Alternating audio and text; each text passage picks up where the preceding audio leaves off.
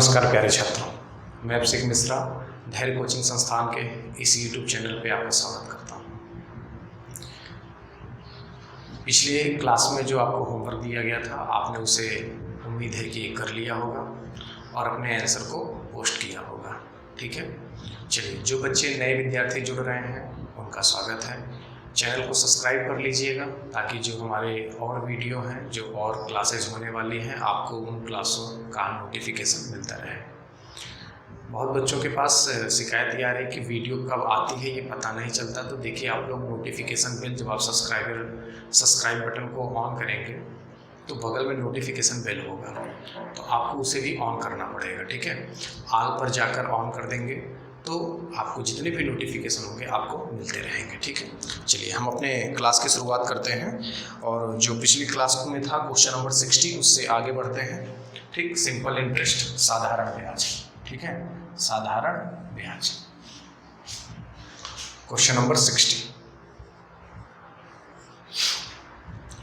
Question कहता है कि रहीम की आय का 1/4 भाग करीम की आय के 1/3 भाग के बराबर है।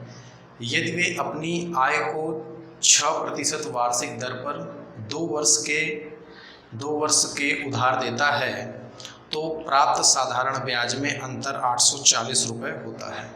ठीक है, तो करीम की आय निकालनी है, रहीम और करीम। ठीक है, चलिए यहाँ से एक चीज़ ज़रा समझिएगा कि जो रहीम की आय का 1/4, रहीम की आय का 1/4 वो बराबर है करीम की आय के 1/3 के। ठीक है, रहीम की आय का 1/4 करीम की आय के 1/3 के बराबर है। तो यहाँ से अगर आप रहीम और करीम की आय का अनुपात निकालना चाहेंगे तो वो रेशियो आ जाएगा 4:3। ठीक है, 4:3 आ जाएगा। अब ये तो इन्फॉर्मेशन आपको पता चल गई। अब यहाँ के बाद से एक बात क्वेश्चन में, एक पार्ट इन्फॉर्मेशन में और दिया गया है कि 6% वार्षिक दर से 2 वर्ष का अंतर, 2 वर्ष का अंतर आपको दे रखा है 840 रुपये। ठीक है, ये तो मूलधन है। ये किसका रेशियो निकाल पाए आप? आपका मूलधन, ये मूलधन का अनुपात है। मैं पिछले भी कई प्रश्नों में यही चीज़ बोलता आया हूँ कि अगर आप 2 वर्ष लेकर चलेंगे तो ये 6 दूनी 12 हो जाएगा। कितना हो जाएगा? 6 दूनी 12 हो जाएगा। लेकिन अगर आप 1 वर्ष का अंतर यहाँ पर देखें, 1 वर्ष का अंतर, तो यहाँ पर जो 1 वर्ष का अंतर होगा वो कितना होगा? 420 रुपये। तो आप अगर 1 वर्ष पे कैलकुलेशन करेंगे तो आपको 6% ही लेना होगा। लेकिन अगर आप 2 वर्ष का लेंगे तो 6 दूनी 12 वर्ष हो जाएगा। ठीक है, चलिए अब अगर मैं यहाँ से ब्याज निकालता हूँ, यहाँ पर अगर मैं ब्याज निकालूँ तो ये ब्याज आ जाएगा 6 के हिसाब से 6 चौके 24%। यहाँ पर अगर मैं ब्याज निकालूँ, ये ब्याज जो आएगा 6% के हिसाब से 6 त्रिक 18%। तो इनका डिफरेंस कितना हो जाएगा? 6%। आप डायरेक्टली भी 6% रख सकते थे। क्यों? क्योंकि यहाँ पर डिफरेंस कितना है? 1 है। ठीक है, सवाल को पार्ट वाइज आप कई तरीकों से कर सकते हैं। ठीक है, तो यहाँ पर भी डिफरेंस कितना है? यहाँ पर भी डिफरेंस 1 यूनिट का है, और 1 यूनिट का मतलब 1 वर्ष। 1 वर्ष का परसेंटेज कितना है? 6%। तो सीधे आप 6% लिख सकते थे। ये 24% और 18% लिखने की आवश्यकता आपको नहीं थी। ठीक है, लेकिन अगर आप लिख रहे हैं तो फिर कोई दिक्कत नहीं, सही है। तो 6% की वैल्यू यहाँ पर पता चल जाएगी कितनी? 840। 6% की वैल्यू कितनी? सॉरी, 840 नहीं, ये 1 वर्ष का निकला है तो 420 होगा। 840 नहीं, ये कितना होगा? 420। 6% की वैल्यू कितनी हो जाएगी? 420। अब आपको निकालना था मूलधन। किसका? करीम का। करीम का मूलधन कितना है? 3 यूनिट। करीम का मूलधन कितना है? 3 यूनिट। अगर आप यहाँ से 6 यूनिट की वैल्यू निकालें तो 6 यूनिट की वैल्यू कितनी हो जाएगी? 42000, क्योंकि नीचे जो 100 लगेगा उधर जाकर मल्टीप्लाई हो जाएगा। ये हो गया 6 यूनिट। करीम की आय निकालनी थी, करीम की आय है 3 यूनिट। तो यहाँ से जब आप 3 यूनिट की वैल्यू निकालेंगे तो जस्ट इसका क्या हो जाएगा? आधा, तो 2,1,000। ठीक है, तो 21,000 क्या हो जाएगा? यहाँ पर करीम की आय हो जाएगी। ठीक है, तो 21,000 रुपये करीम की आय कितनी हो जाएगी? 21,000 रुपये। ठीक है, नोट कर लीजिएगा आप यहाँ पर। ठीक, सवाल को अगर आप बहुत डायरेक्ट लगाने की कोशिश करते तो भी हो जाता, ये 24-18 लिखने को आवश्यकता नहीं थी। मैं बार बार कह रहा हूँ, आप सीधे यहाँ से बोलते कि 6% की वैल्यू सीधे कितनी आती थी, 420, तो 6 यूनिट की वैल्यू आपको दिख जाती। ठीक है, सिंपल सा क्वेश्चन था, इतना सब कुछ लिखने की आवश्यकता नहीं थी। क्लियर है यहाँ तक? चलिए स्क्रीनशॉट ले लीजिएगा इसका। बहुत आराम से क्वेश्चन को सॉल्व करेंगे, जहाँ भी आपको डाउट होगा आप उसे समझाइएगा।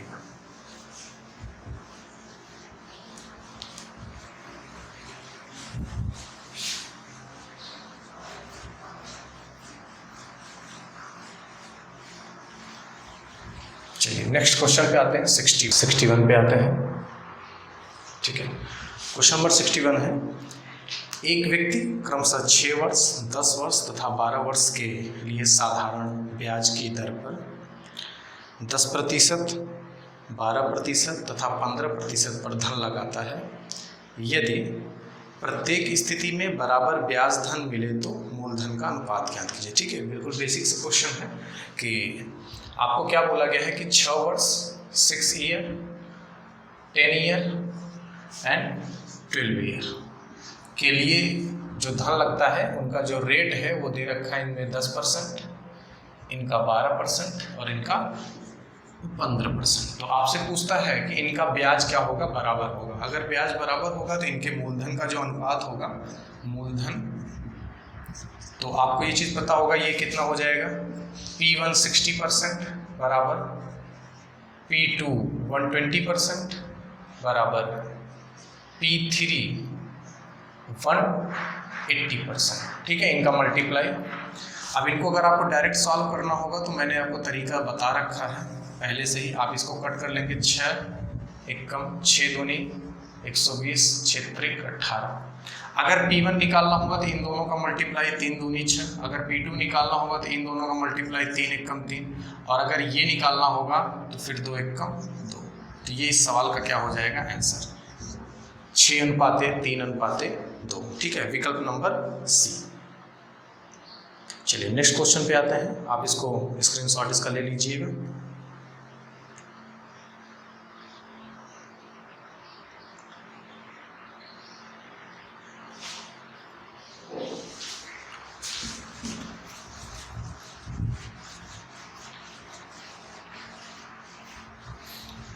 Question number 62। क्वेश्चन नंबर 62 आपकी स्क्रीन पर है कि किसी धन पर 4% वार्षिक दर से 8 माह के साधारण ब्याज तथा उसी धन पर 5% वार्षिक दर से 15 माह के साधारण ब्याज का अंतर 129 रुपये है। ठीक है, चलिए सवाल में क्या दे रखा है कि 4% की दर से 8 माह का, और फिर कितने परसेंट है, 5% की दर से 15 माह का। तो 5% की दर से 15 माह का जो ब्याज है, ये कोई मूलधन है, ठीक है, ये कोई P है, तो उसका जो ब्याज का डिफरेंस है वो क्या है, 129 है। तो ब्याज का अंतर कितना है, सवाल में दे रखा है, ब्याज का अंतर 129 है। ठीक है, आप लोग एक बार वीडियो को पॉज करके सॉल्व करने की कोशिश करिए।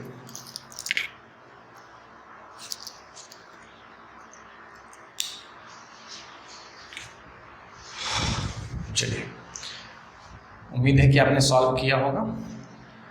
4% अगर 8 माह का है और 5% अगर 15 माह तक गया तो उनके जो ब्याज का अंतर है वो कितना है, 129 है। अच्छा, ये जो 4% है वो क्या है, वार्षिक है, और ये जो क्या है, ये भी क्या है, वार्षिक है। ठीक है, अगर मैं ये देखूं कि अगर 4% वार्षिक है तो 8 माह का कितना होगा, तो अगर मैं इसका कैलकुलेशन करूं तो यहां से ये पता चलेगा कि अगर 4% अगर 4% 12 माह में होगा, अगर 4% 12 माह में होगा तो 1 माह में कितना हो जाएगा, तो आप बोलेंगे 1 माह में 1/3 हो जाएगा, क्योंकि 12 नीचे आ जाएगा तो 4 3 12। तो आपको क्या निकालना है, 8 माह का निकालना है। कितने माह का निकालना है? 8 माह का। तो कितना हो जाएगा? 8/3%। कितना हो जाएगा? 8/3%। तो यहाँ से जो ब्याज आएगा वो ब्याज आएगा 8/3%। अब अगर इसके बारे में सोचा जाए तो अब आप यहाँ से ये चीज़ समझ सकते हैं कि यहाँ पर लिख दे रहा हूँ कि 5% अगर 12 माह का होगा, क्योंकि वार्षिक है, तो 1 माह का जब आप निकालेंगे तो यहाँ से क्या लिखेंगे? 5/12%। आपको कितने माह का निकालना है? 15 माह का। तो 15 माह का जब आप निकालेंगे तो 15×5 = 75, ठीक है, और बटे में 12%। आप इसे और भी कैलकुलेट कर सकते हैं, 25 और 3 चौके 12, यानी 25/4%, ठीक है। ये वैल्यू है। अब आपको बोला गया कि इनका जो डिफरेंस है वो कितने के बराबर है? 129 के बराबर है। इनका जो डिफरेंस है वो कितने के बराबर है? 129 के बराबर है, ठीक। अगर आप यहाँ से डिफरेंस इनका लेंगे तो आप बोलेंगे 8 चौक 32 और 25 तियाँ 75, तो 75% माइनस 32% डिवाइड बाई 12 बराबर में 129, और ये P1 है, ठीक है, या P मान लीजिएगा, ठीक। तो P की वैल्यू अब यहाँ से कैलकुलेट कर लेंगे, कितना आ जाएगा? 3, और कितना आ जाएगा? 4, और डिवाइड बाई 12 बराबर में 129, ठीक है। अब आप इसको देखेंगे तो ये 3 बार कट जाएगा और P की वैल्यू कितनी हो जाएगी? 12 तिहाई 3600 रुपये, ठीक है। कितनी हो जाएगी? 3600 रुपये, क्योंकि ये क्या है? परसेंटेज है, तो यहाँ से P की वैल्यू कितनी हो जाएगी? 3600 रुपये, ठीक है। चलिए, उम्मीद करता हूँ आपको समझ में आया होगा, नोट कर लीजिएगा। चलिए आगे बढ़ते हैं।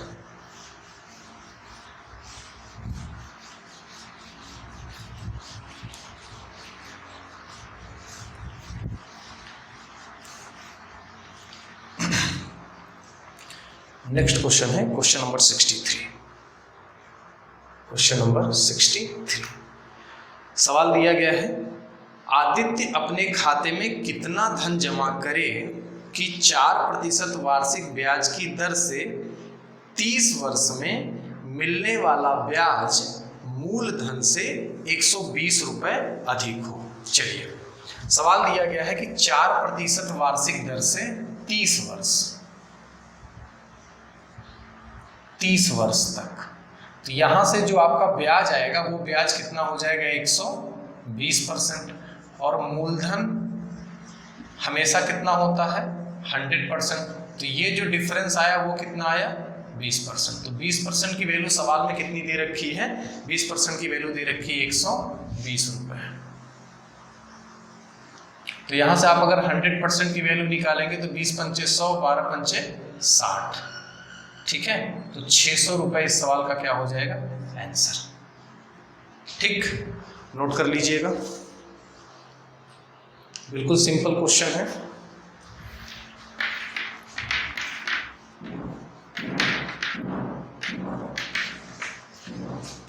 अगले प्रश्न पे आते हैं, क्वेश्चन नंबर 64।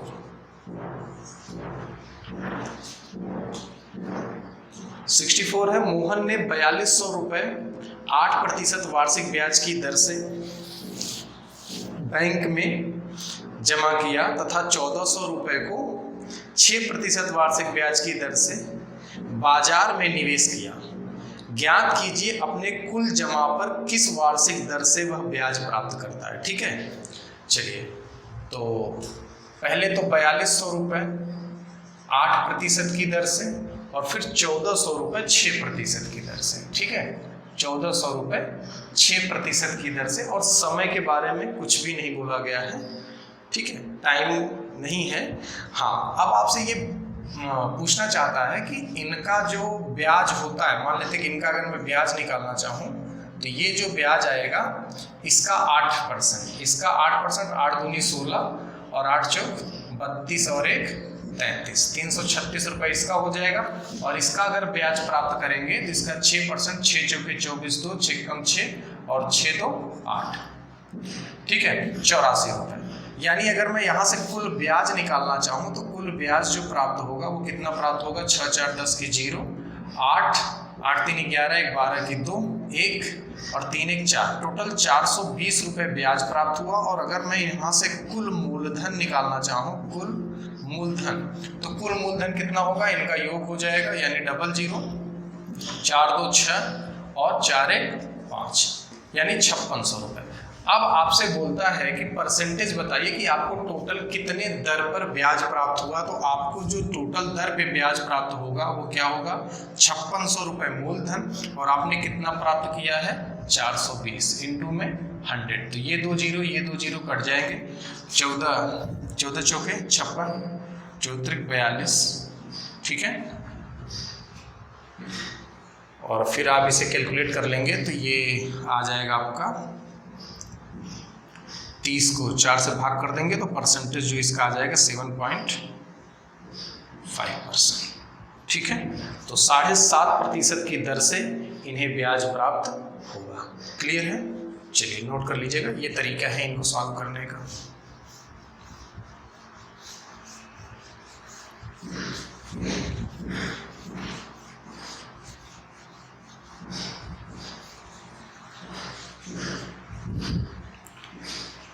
अगला क्वेश्चन है 65 क्वेश्चन स्क्रीन पर है आपके, सॉल्व करने की कोशिश करिए। क्वेश्चन दिया है, यदि एक धन का 10% वार्षिक ब्याज दर से 8 वर्ष के लिए लिया गया और दूसरा धन 6% वार्षिक ब्याज पर 5 वर्ष के लिए लिया गया तथा उनसे प्राप्त ब्याज का अनुपात 2:3 है, तो दोनों धन का अनुपात ज्ञात कीजिए, ठीक है। चलिए, तो एक धन P1 था जो 10 वर्ष के लिए 8% वार्षिक ब्याज की दर पर, और एक दूसरा धन था P2 जो 6 वर्ष के लिए रेट कितना था, 6%, ये 10% है, 10% 8 वर्ष के लिए, और ये 6% 5 वर्ष के लिए। क्वेश्चन एक बार मिला लीजिएगा, 10% वार्षिक ब्याज की दर से 8 और दूसरा धन जो था वो 6% 5। अच्छा, इनके जो ब्याज का अनुपात है वो 2:3 है, ठीक है। तो ब्याज का जो अनुपात है वो 2:3 है। तो आपसे मूलधन का अनुपात पूछा है। अगर यहाँ से ब्याज निकालना चाहें तो यहाँ से जो इनका ब्याज आएगा वो ब्याज आएगा P1 इंटू 80%, 10/88 बटे इनका जो ब्याज आएगा वो कितना आ जाएगा, P2 इंटू 5 30%, और ये जो अनुपात है वो कितना है, 2/3 का है। ये अनुपात कितने का है, 2/3 का है। तो आपको P1 अनुपात P2 बोला है, तो परसेंटेज से परसेंटेज कैंसिल हो जाएगा, ये 0 से 0, ये 3 से 3 कट जाएगा, और ये 2 चौके 8। तो यानी P1 रेशियो P2 जब आप निकालेंगे तो यह आ जाएगा 1:4, ठीक है। P1 और P2 का जो रेशियो आएगा वो कितना हो जाएगा, 1:4 हो जाएगा, ठीक है। चलिए, कैलकुलेशन आप लोग चेक कर लीजिए करिए, कहीं अगर एरर होगा तो आप उसे करेक्ट कर लेना।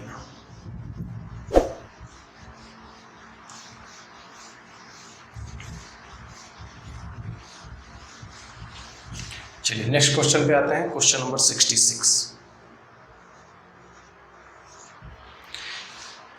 दिया गया है कि 5000 रुपए की राशि को 2 भागों में उधार पर दिया जाता है। प्रथम भाग को 5% तथा दूसरे भाग को 3% वार्षिक दर पर लगाने पर 2 वर्ष में 350 रुपये साधारण ब्याज प्राप्त होता है। तो दूसरे भाग का मान ज्ञात कीजिए, ठीक है। चलिए, तो सवाल में क्या दे रखा है कि 5,000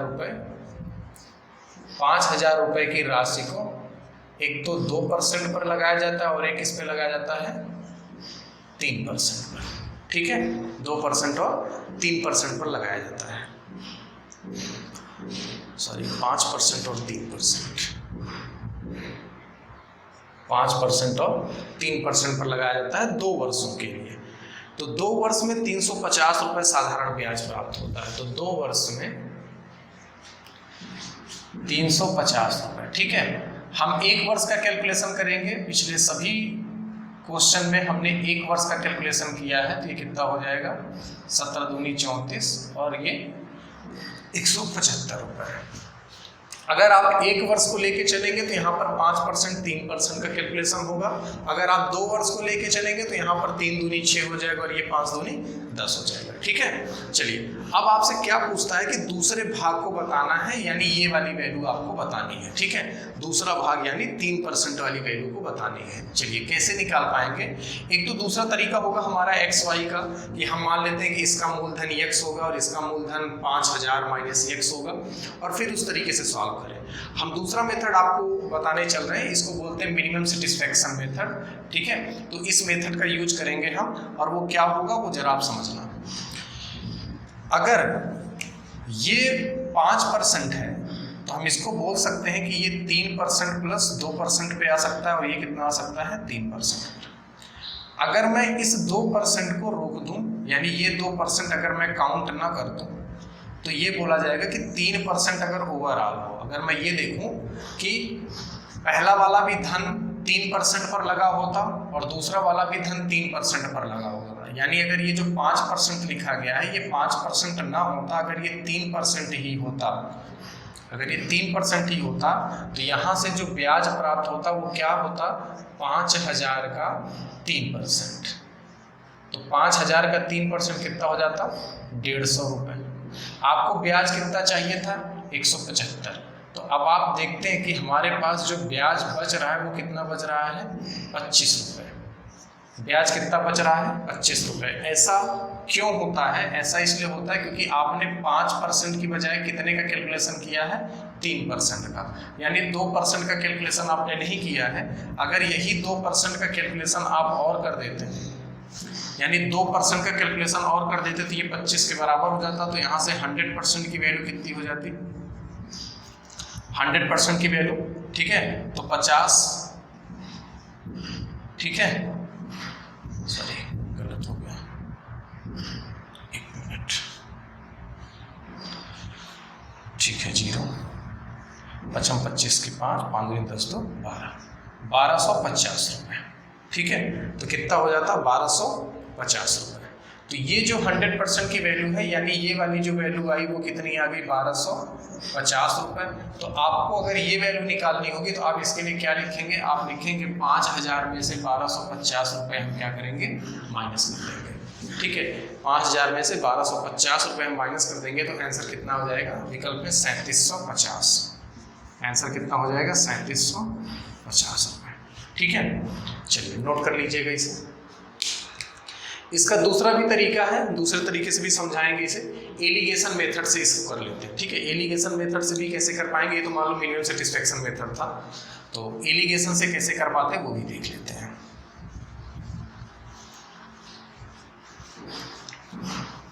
स्क्रीनशॉट आप लोग ले लिया करिए, वीडियो पॉज करके आप स्क्रीनशॉट ले लिया करिए अगर आपको सोल्यूशन बाद में समझना हो। चलिए एलिगेशन से कैसे कर पाएंगे वो जरा समझना।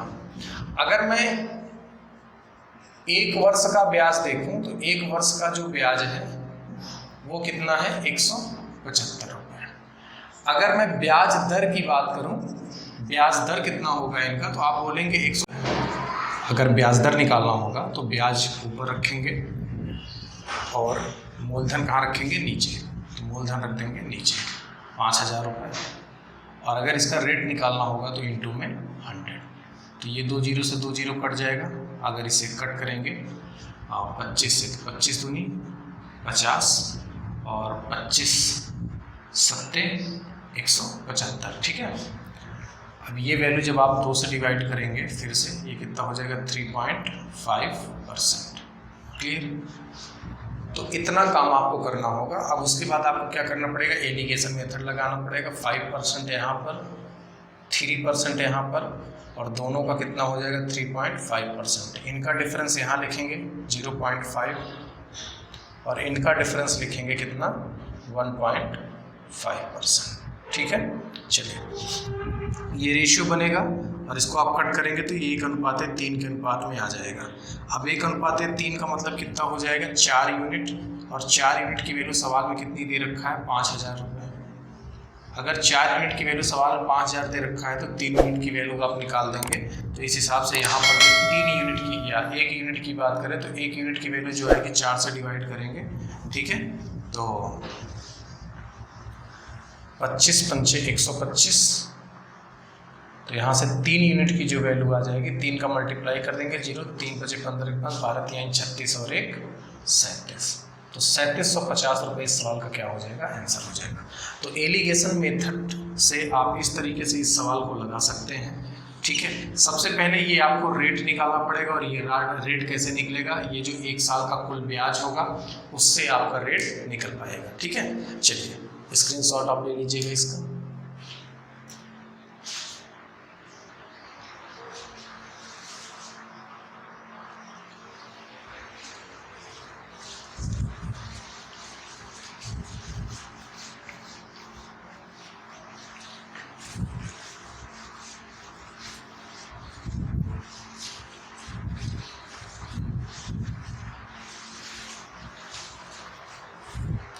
अगले क्वेश्चन पे क्वेश्चन नंबर 67 दिया गया है कि 16.66% वार्षिक दर से किसी राशि पर एक निश्चित समय का साधारण ब्याज 4800 रुपये है। यदि 6 माह का साधारण ब्याज 600 रुपये है तो वह राशि ज्ञात कीजिए, ठीक है। चलिए पी की वैल्यू निकालनी है आपको, और आपको इसमें रेट दे रखा है 16.66%, तो इसका मतलब लगभग होगा 16 सही 2/3%, ठीक। अब टाइम जो दे रखा है आपको, ये जो टी दे रखा है वो निश्चित दे रखा है, ठीक है। तो आपको ये चीज़ निकालनी पड़ेगी कि कितना समय है, और यहाँ से जो सिंपल इंटरेस्ट आपको मिल रहा है वो सिंपल इंटरेस्ट मिल रहा है 4800 रुपये। क्लियर है यहाँ तक। एक इंफॉर्मेशन ये भी दे रखा है कि आपने 6 मंथ में 600 रुपये ब्याज प्राप्त किया। कितने? 600 रुपये, यानी 6 मंथ में 600। तो ये बताइए 4800 रुपये ब्याज कितने मंथ में प्राप्त करेंगे? तो 4800 रुपये ब्याज प्राप्त करेंगे आप 48 मंथ में। कितने मंथ में? 48 मंथ में। 48 मंथ का मतलब होता है 4 वर्ष। 48 मंथ का मतलब होता है 4 वर्ष। अब इस 4 वर्ष का यूज करेंगे, और 16 सही 2/3% की वैल्यू होती है 1/6। अगर मैं यहाँ P की बात करूँ, अगर P 6 यूनिट होगा तो यहाँ पर ये जो सिंपल इंटरेस्ट होगा वो कितना होगा? 1 यूनिट। लेकिन ये 1 यूनिट कितने वर्ष का होगा? 1 वर्ष का होगा। आपको कितने वर्ष का चाहिए? 4 वर्ष का चाहिए। अगर आप यहाँ पर 4 यूनिट निकालेंगे, ये 4 यूनिट कितने वर्ष का होगा? 4 वर्ष का। तो इस 4 यूनिट की वैल्यू सवाल में दे रखा है कितना? 4800 रुपये, यानी 1 यूनिट की वैल्यू कितनी हो जाएगी? 1200। तो मूलधन कितना हो जाएगा? मूलधन भी 1200 गुना बढ़ जाएगा, यानी 12 छंग 7200 रुपये मूलधन इस सवाल का क्या हो जाएगा? आंसर हो जाएगा। ठीक है, चलिए नोट कर लीजिएगा क्वेश्चन नंबर 67।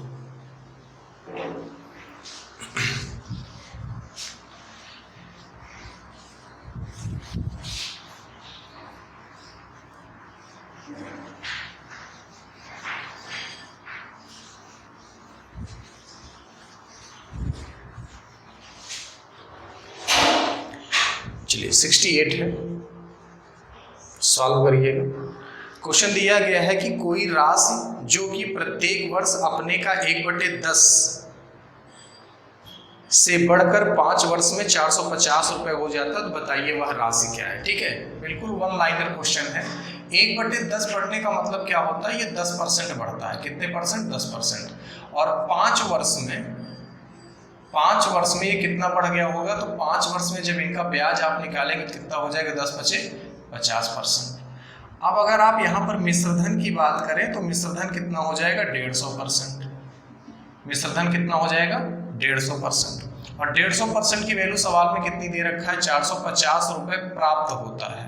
तो प्राप्त होने का मतलब क्या होगा? वो मूलधन और ब्याज दोनों मिलकर मिलेगा 450 रुपये। तो यहाँ पर 10 यूनिट की वैल्यू कितनी हो जाएगी? 10% की ये वैल्यू आ जाएगी 30 रुपये।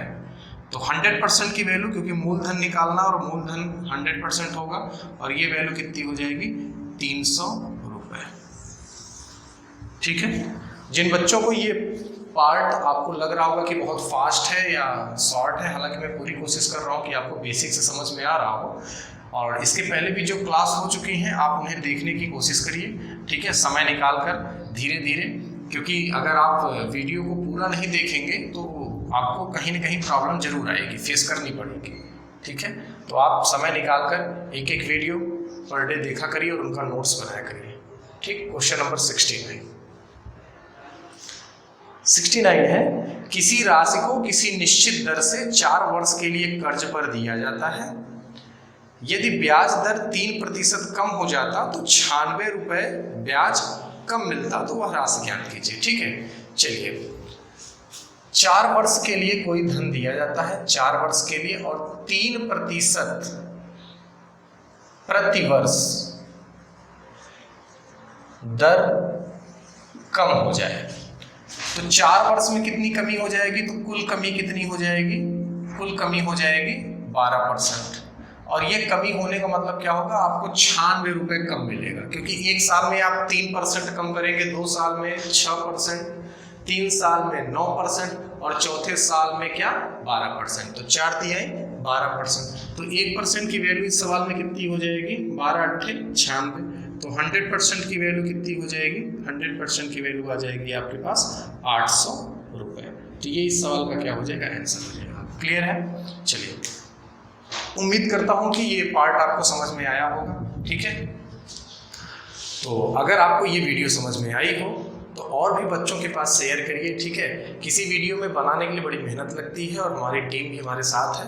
ठीक है, तो अगर आप वीडियो को शेयर करते हैं, कमेंट करते हैं, तो वहाँ हमारी ये जो प्रोत्साहन है वो बढ़ता है कि अच्छी चीज़ें हैं, तो आप इसका सहयोग करिए। और जितने भी बच्चे आपके संपर्क में हों, जो बच्चों को आवश्यकता हो, उन बच्चों के पास ये वीडियो जरूर से ज़रूर शेयर किया करिए, और जो नए बच्चे हों वो सब्सक्राइब किया करिए। ठीक है, स्क्रीन पर आपको अगला होमवर्क दिख रहा होगा, तो होमवर्क क्वेश्चन नंबर 70 है, आप इसे सॉल्व करिएगा और कमेंट बॉक्स में इसका आंसर जरूर पोस्ट किया करिएगा। ठीक है, ताकि हमें पता चले कि आप लोग सवाल सॉल्व कर रहे हैं या नहीं कर रहे हैं। ठीक है, नोट्स बनाते रहिएगा, जो भी डाउट हो आप टेलीग्राम चैनल को ज्वाइन कर लीजिएगा, वहाँ पर इसकी PDF भी है, आप PDF को आगे के जो सवाल हैं आप उसे भी सॉल्व कर सकते हैं वहाँ से। ठीक, चलिए, नमस्कार, धन्यवाद।